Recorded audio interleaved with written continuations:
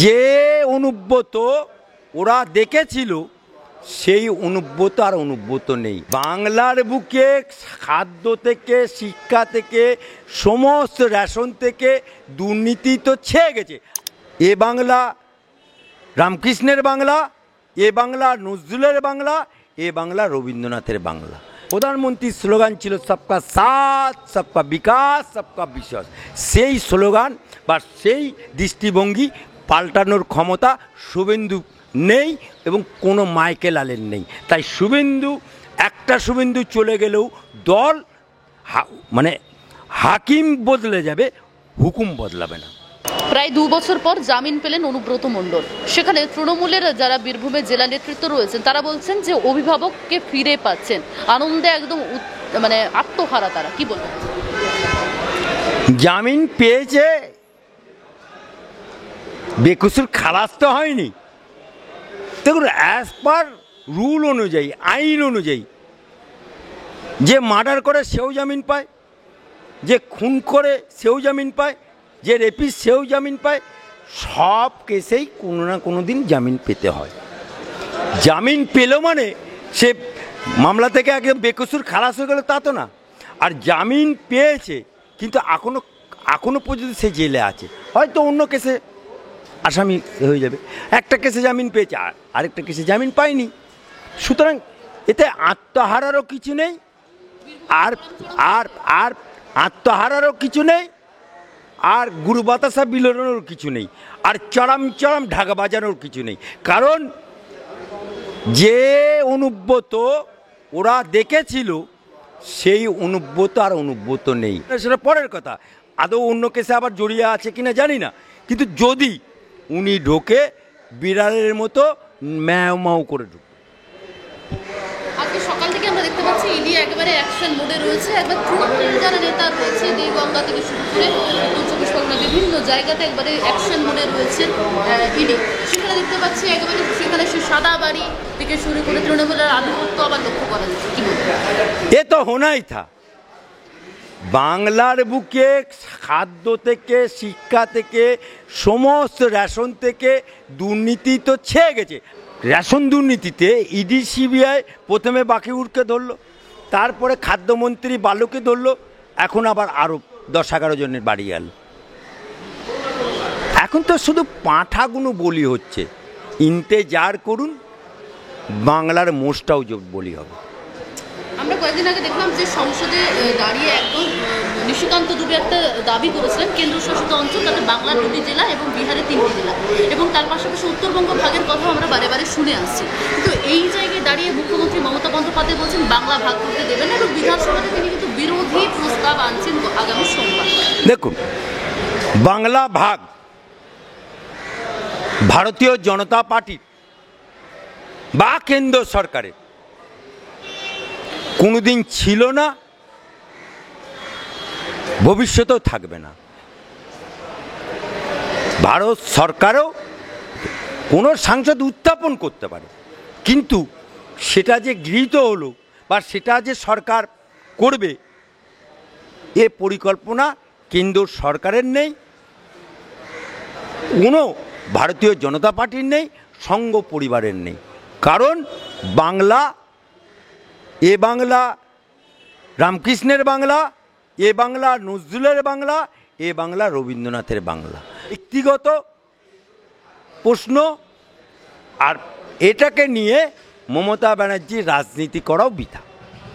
একদিকে ফিরাদাকে আমরা বলতে শুনেছিলাম যে ফিরাদাকে বলছে যে যারা হিন্দু মুসলিম হয়ে জন্মাননি তারা দুর্ভাগ্য, একদিকে বলছেন। অন্যদিকে বিরোধী দলনেতা শুভেন্দু অধিকারী বলছেন সংখ্যালঘু সেল চায় না, जो हम लोगों के साथ उन लोगों के साथ हम लोग उन लोगों के साथ, सबका विकास চাই না। কিভাবে দেখছেন বিষয়টি? দেখুন, ফিরাদ হাকিম উনি একটি মুসলিম জনসভায়, গদগদ মুসলিমের জনসভায় নিজে মাথায় টুপি পরেছিল, আর যারা ওখানে বসেছিল সবাই মুসলিম। উনি যে কথাটা বলেছে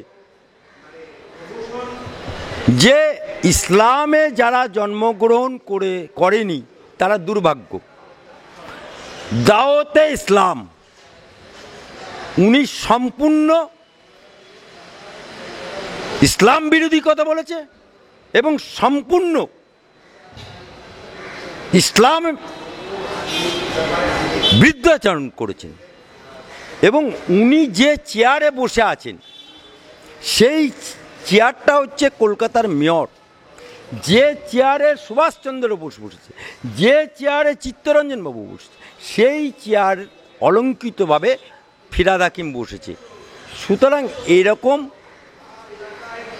কলকাতার মেয়র কলকাতাবাসী যে পেয়েছে, এটা কলকাতাবাসীর কাছে লজ্জা, বাংলার অধিবাসী হিসেবে আমাদের লজ্জা, এবং এরকম সাম্প্রদায়িক ফিরহাদ হাকিমের অবিলম্বে পদত্যাগ করা উচিত। 2 নম্বর, যে শুভেন্দু যে কথা বলেছে, এ কথার 15 মিনিটের মধ্যে দিল্লি থেকে মেসেজ আসার পরে উনি টুইটারে ক্ষমা চেয়ে নিয়েছে এবং এটাকে নিয়ে সর্বভারতীয় সভাপতি জামাল সিদ্দিকী বলে দিয়েছে যে এটা শুভেন্দুর ব্যক্তিগত মত, এবং রাজ্যের সভাপতি সুকান্ত মজুমদার বলে দিয়েছে এটা দলের মত না। কারণ শুভেন্দু এই দল যে গঠনতন্ত্র, এই দলের যে নিয়মতন্ত্র সেটা দেখে এসছে। দল আগে, তারপরে ব্যক্তি সুখবন্ধু। শুভেন্দু জেনেই এসছে ওখানে সংখ্যালঘু মঞ্চ আসছে, শুভেন্দু জেনেই এসছে যে ওখানে সংবিধান অনুযায়ী, শুভেন্দু জেনেই এসছে আরএসএসে মুসলিম রাষ্ট্রীয় মঞ্চ আছে, শুভেন্দু জেনেই এসছে ভারতীয় জনতা পার্টির সংখ্যালঘু মোর্চা আছে, এবং শুভেন্দু জেনেই এসছে, কারণ শুভেন্দুর আগেই এই প্রধানমন্ত্রী ছিল, প্রধানমন্ত্রীর স্লোগান ছিল সবকা সাথ, সবকা বিকাশ, সবকা বিশ্বাস।